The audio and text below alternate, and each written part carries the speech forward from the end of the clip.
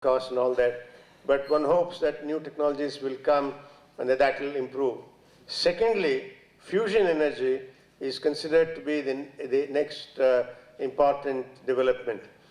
Now, the fusion energy is the kind of energy that we have in the sun, where the light nuclei join together to form a heavy nuclei, and in the process liberate energy. Basically what happens is that tritium, which is another form of hydrogen. Hydrogen has got three isotopic forms: hydrogen, deuterium, and then tritium. Tritium combining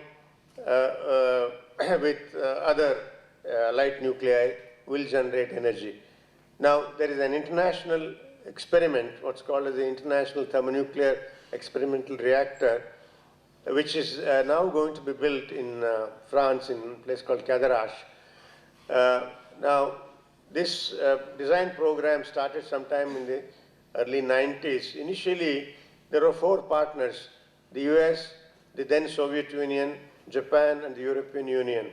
Of course, the design activity went on for about 10 years, and about a year or 2 ago, they firmed up a project. It's likely to cost something like 25,000 crores over the next 5-6 years. The location has been found in France, and about 2 years ago, the group, the original sponsors, inducted China and Korea as 2 members, and last year they gave an invitation to India. So India is also has signed, and is now a member, a founder member of this group. And we have taken a commitment of something like 2,500 crores in the next 10 years through equipment, expertise, people and all that. So we hope that the first experimental reactor of that kind may go into operation, say, by about 2020. But we think that by about 2040, 2050, commercial scale operations of that kind may become possible. So eventually, when that happens, the heavy hydrogen available in water will be a route through which we can go into thermonuclear energy. So you're absolutely right. That is why we do not want, you see, some of the Americans are thinking that let us, through this route, get these Indians hooked on to uranium use. Uranium is not available in large amounts in the world as a whole. And let us also de-emphasize their own independent development of thorium. I mean, they may not say so, but such ideas are there. So we have to guard. And that is why we are saying that no question of compromise on our eventual thorium utilization or reprocessing. But of course, the larger question is also we must now use all forms of energy. It could be biodiesel, it could be wind. As a matter of fact, we are putting up, when I say we, the Nuclear Power Corporation is putting up some 10 megawatts of wind-based power in Kudankulam, because those of you who know that Nagarcoil area, that is the best site for wind power. So around the large campus that we are having, we find there is a possibility of developing wind power. So all of these things have to be done. Then anything to do with biomass, if that is possible, but although there will be a conflict of biomass use, because right now many of our villages depend only on biomass. And of course, added to all that, certainly energy conservation, and finally even lifestyle. So for instance, the problem is that some of the Chinese, when they are talking about their planning, they wish to have the lifestyle of the Americans. But I think most Indian planners don't look at the American lifestyle as a viable lifestyle for a large country. We will still continue to live with modest amounts of energy, but that was made available. Thank you. Sir, may I ask one question?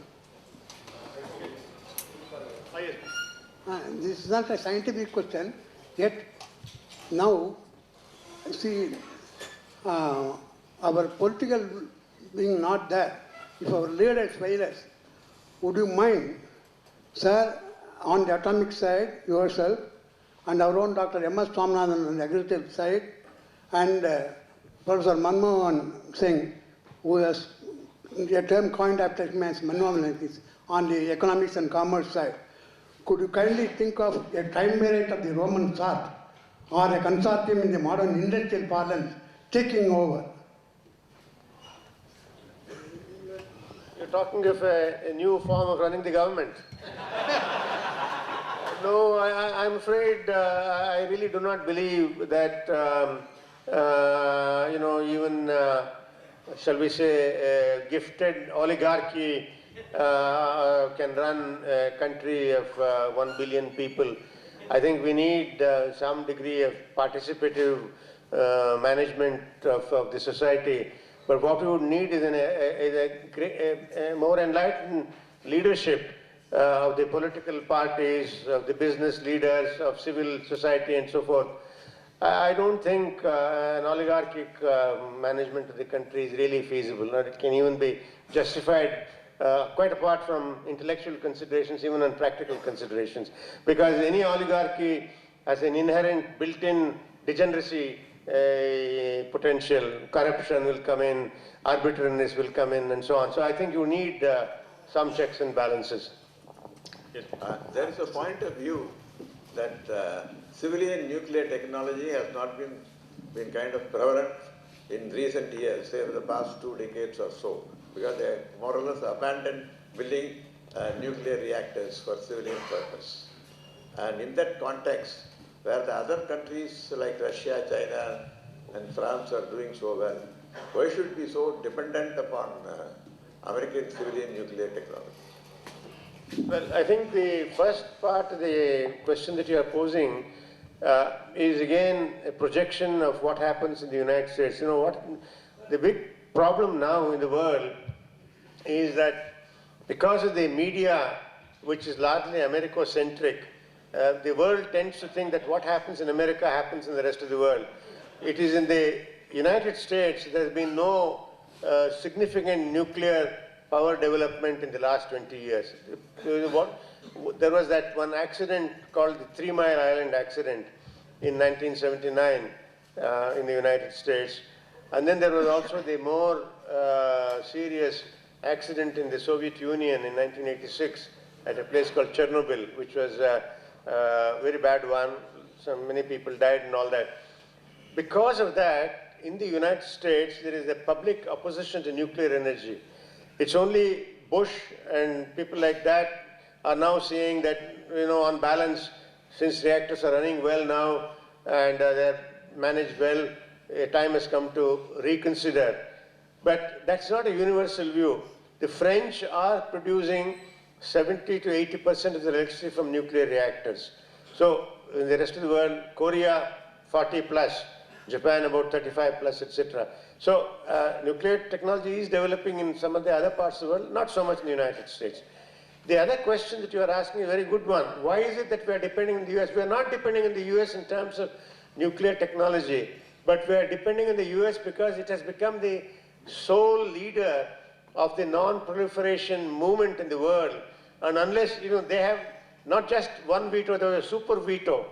Even if the Russians and the French want to cooperate with us, the Americans have built up rules of nuclear commerce that prevent them from doing so. Of course, I do not know if that kind of networking will last all time to come. I don't know. But as of now, it's a reality.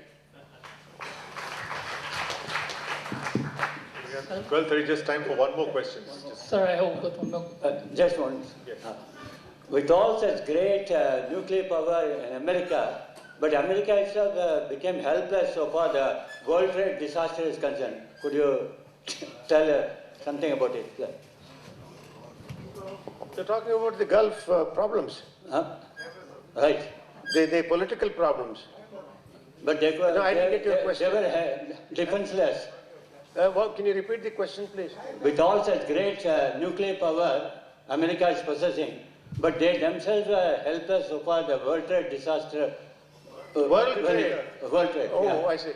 Well, the point is that you have to remember that protection against terrorists, against people who are antisocial elements, is a pretty complex subject.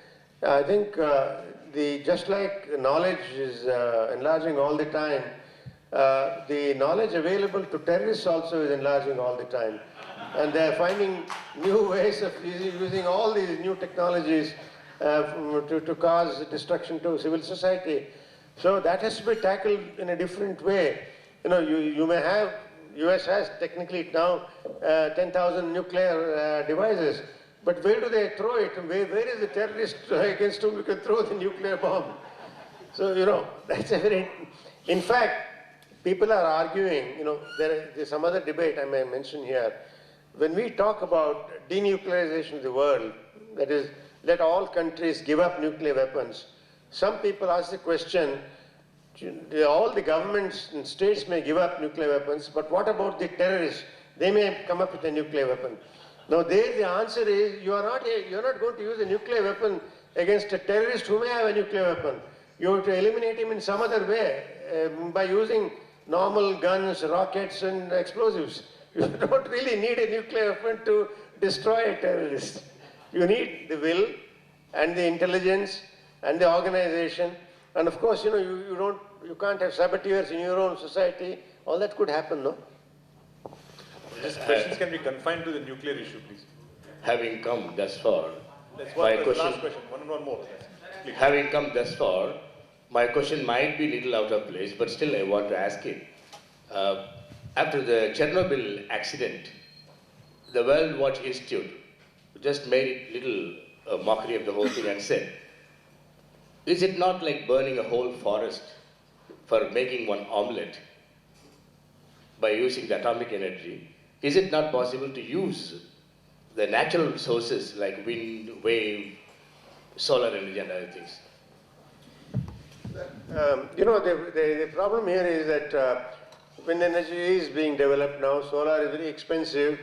You know, you can't run in a railway system, electrified railway system, using wind energy or solar energy.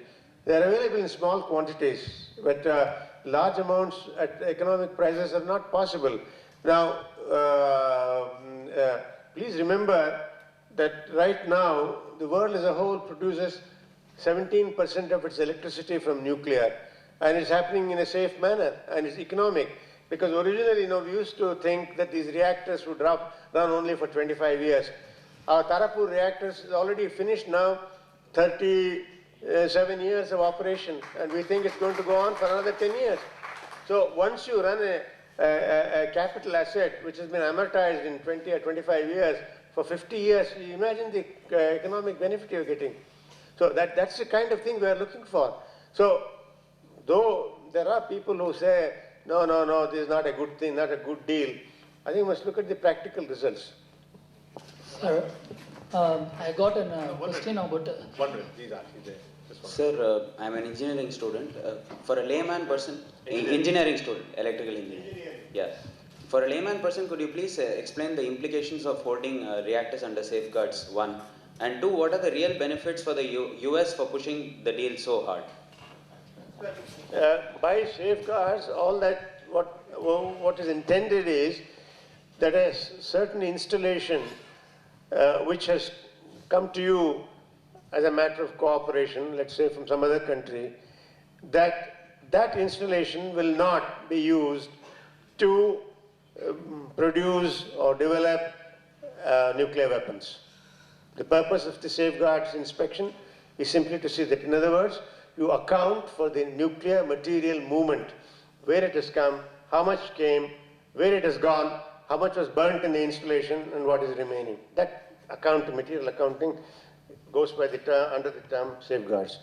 Now you are, what is it that the Americans want? Oh, yes, I'll tell you. The Americans want a much broader relationship with India in economic and strategic terms. Now, if you are in a closed-door discussion with the Americans, and of course, I mean, I shouldn't be revealing closed-door discussions. Nevertheless, if you even just speculate, they are concerned about what may happen in China. China is a growing economic power, growing military power, but it doesn't have a democratic system. It is still run by an oligarchy.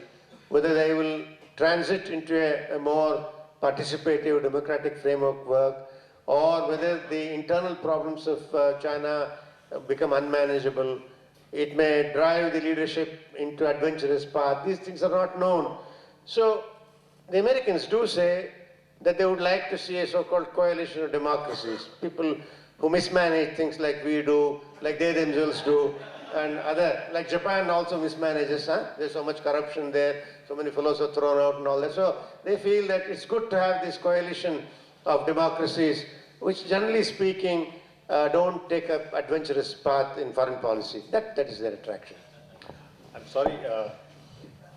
This is the last question, sir. Actually, yes, last question, please, to close now. Sir, regarding the legislation, when it's passed in House International Relations Committee there in the US, an amendment named brought by Obama was related to the contention that President may not encourage or facilitate supply of nuclear fuel to India in the event of the civilian cooperation is restricted to or terminated. This is the amendment which the Obama amendment is in full statement. This statement doesn't mean what we call it as full civilian nuclear cooperation. Though the political establishment say this is not binding agreement, US being a democracy, and is it really practicable? Is it really worthwhile? Do we mean that full in terms and in practice? And another thing, you didn't explain the 3 stages of nuclear program in detail, which you said I will be suggesting it later. And another thing is that what is our dream fuel from moon? Something has been said by Madhavan Nair some way back when we are planning about Chandrayaan and all. He was saying about, could you just give us a glimpse so that we will be fascinated? That's fine.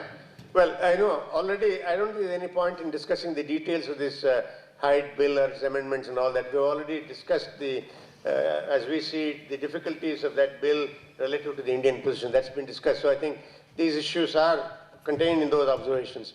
With regard to this moon, it is true that where people say that there is some helium-3 available in the moon, and that you could bring that helium-3, it will then be advantageous for us to use it in a thermonuclear reactor and all that. You know, please remember one thing, all energy technologies have a long lead time. You just go back in history, until about say 1600 or 1700, the whole world depended only on wood or wind because of sailboats. Then came the age of coal. Coal has lasted about 100, 150 years. Then has come the age of petroleum, roughly about 100 years. And it takes about 50 years for a new energy technology to penetrate into the market before it becomes economic, viable, safe, and all that. Now, nuclear energy, we all thought had already arrived on the scene in 1945-50. It's really taking 50, 60 years for it to become widespread. It's only 17% now. Yes, by 2050, it will